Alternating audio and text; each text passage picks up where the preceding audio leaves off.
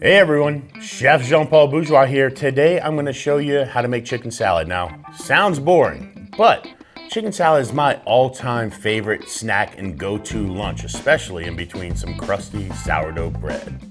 Let's get cooking.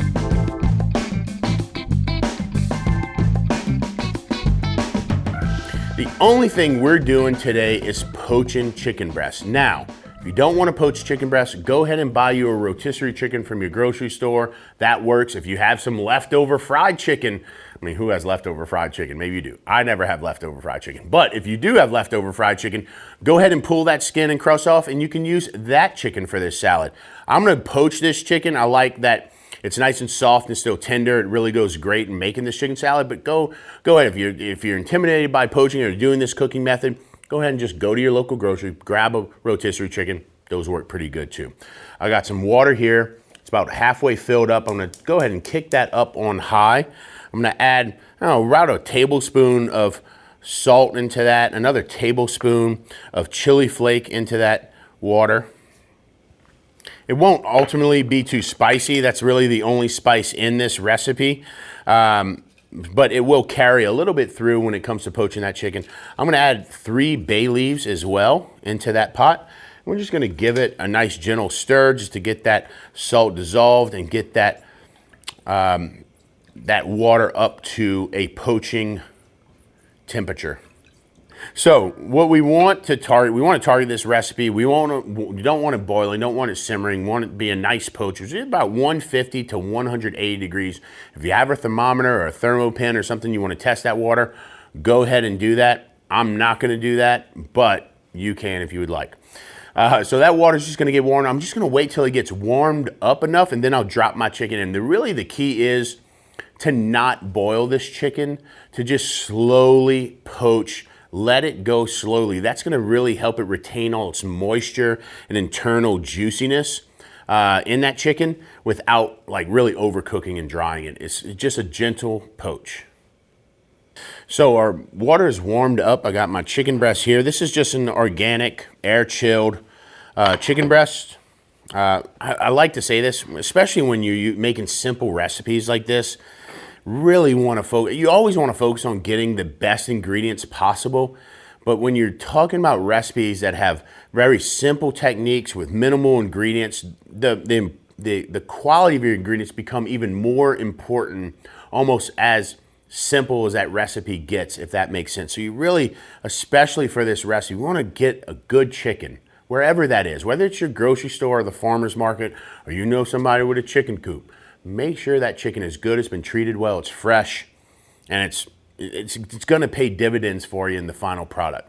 So this is not yet up to a poaching temperature, but that's okay, because it's actually better if that chicken breast just slowly raises temperature and gently raises temperature into that poaching temperature, and it's just going to help keep that chicken, again, nice and succulent and juicy still throughout this process. So I'm just going to add this cold chicken into this.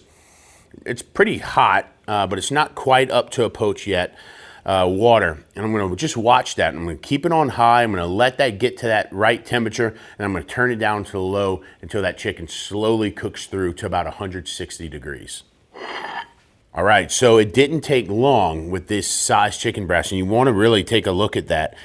So I can see if I pull that out, that chicken is still tender, it's fully cooked, still nice and juicy. And what I want to do now is just pull those chicken breasts out, get them onto a plate. I just want to check each one, make sure you're fully cooked there. If you want to grab a thermometer, you can. Before I kind of bring them on my cutting board and start processing them more, I want to get them out this water. Just give them a little time in the refrigerator to cool enough. They don't need to be completely cold to make this, but they want to be cool enough for you to better work with.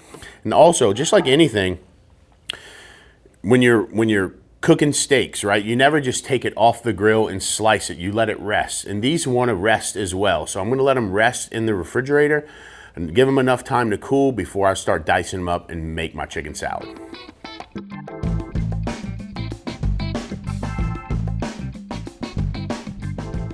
All right, our chicken has cooled.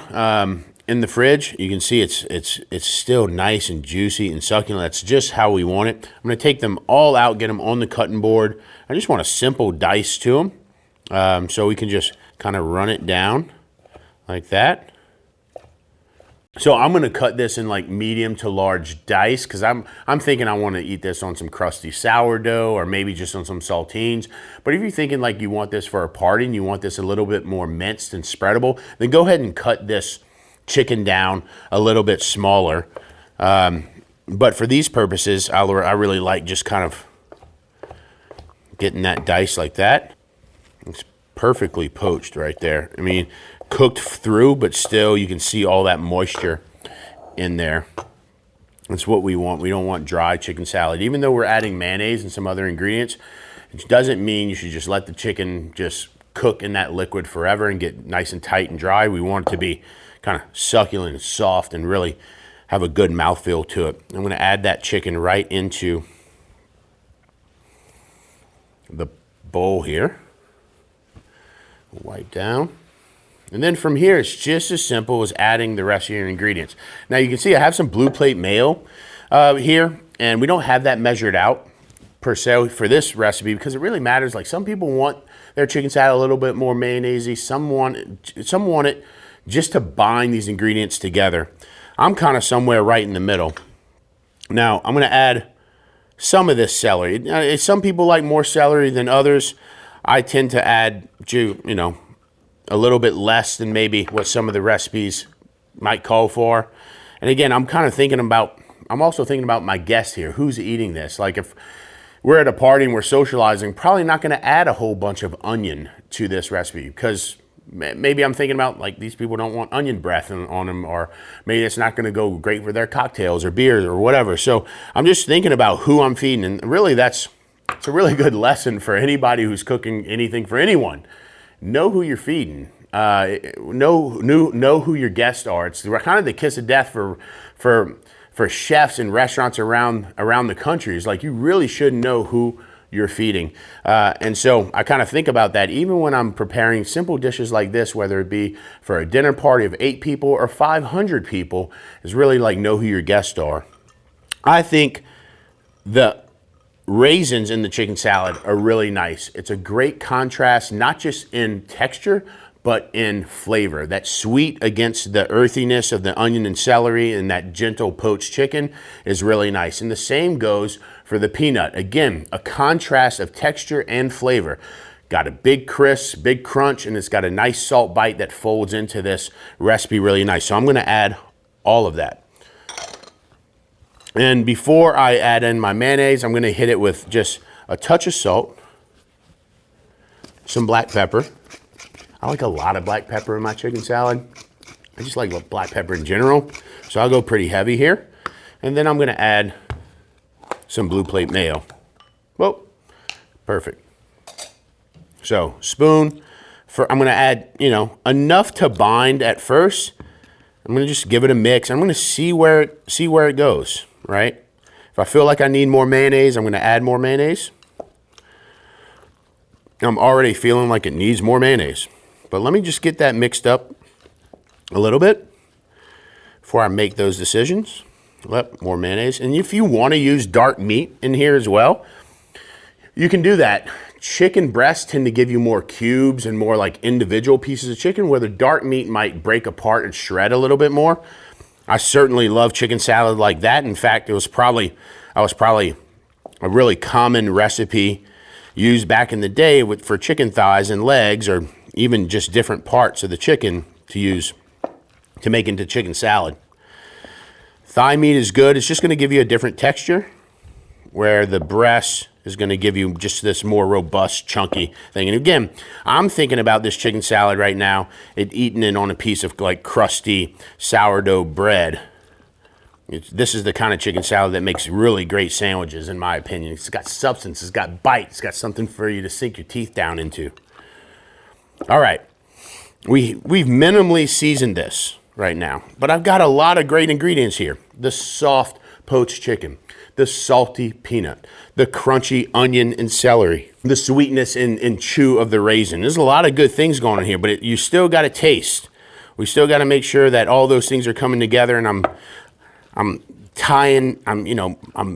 bridging all those flavors and contrasts together with seasoning. That's what I'm going for. So get your spoon. Try to get the perfect bite. Try to get a little bit of the peanut. Try to get a little bit of the vegetable and the chicken, of course.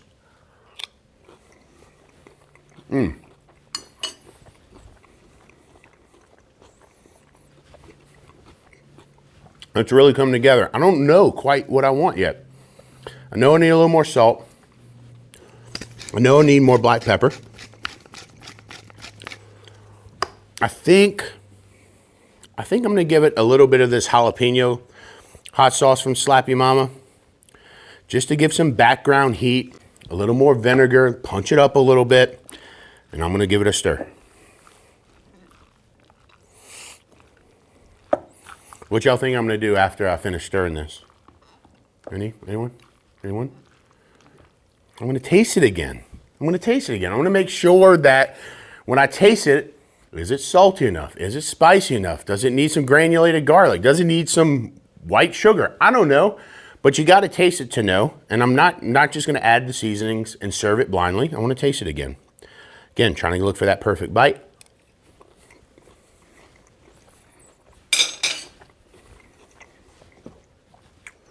It's getting there. More pepper. That pepper's just not coming through yet.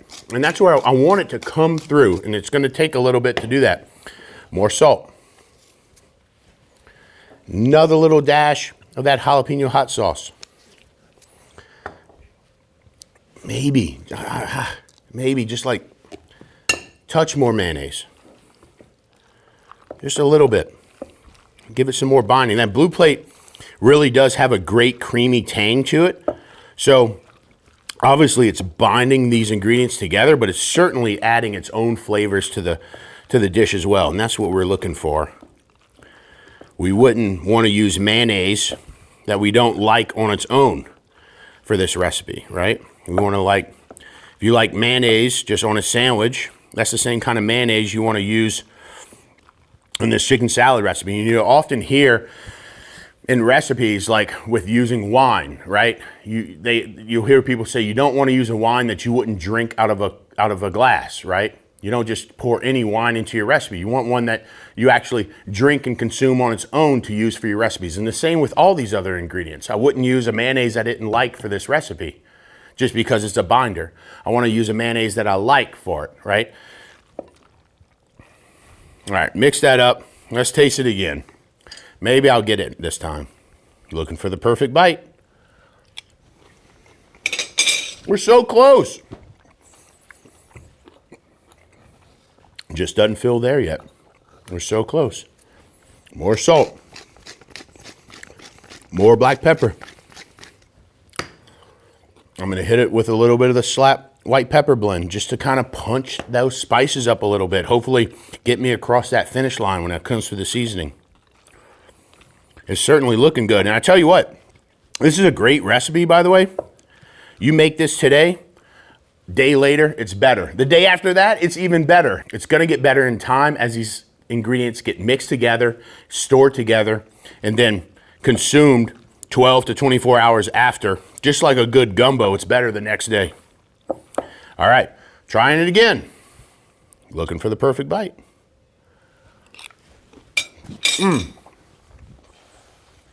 Look at all the black pepper. Look at all this black pepper, bro. I still think it needs more seasoning. I'm sorry. I was gonna stop. I swear I'm getting there. I'm getting close. You see me re-season and season this thing a number of different times. You know, it probably wouldn't be bad in this either if you put a little liquid crab oil into that poaching liquid. Probably wouldn't be bad, you know? Add another little balance. Just get a clean spoon. I'm feeling it right here. That's the one. So, if I just want to hit that on a cracker, right on top, I can't help but to put hot sauce on chicken salad. Ooh, that was a lot, but.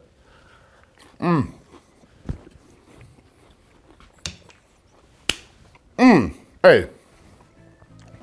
That's what I'm eating for lunch. I don't know what y'all doing, but that bowl is mine. My name's Chef Jean Paul, and I'm out.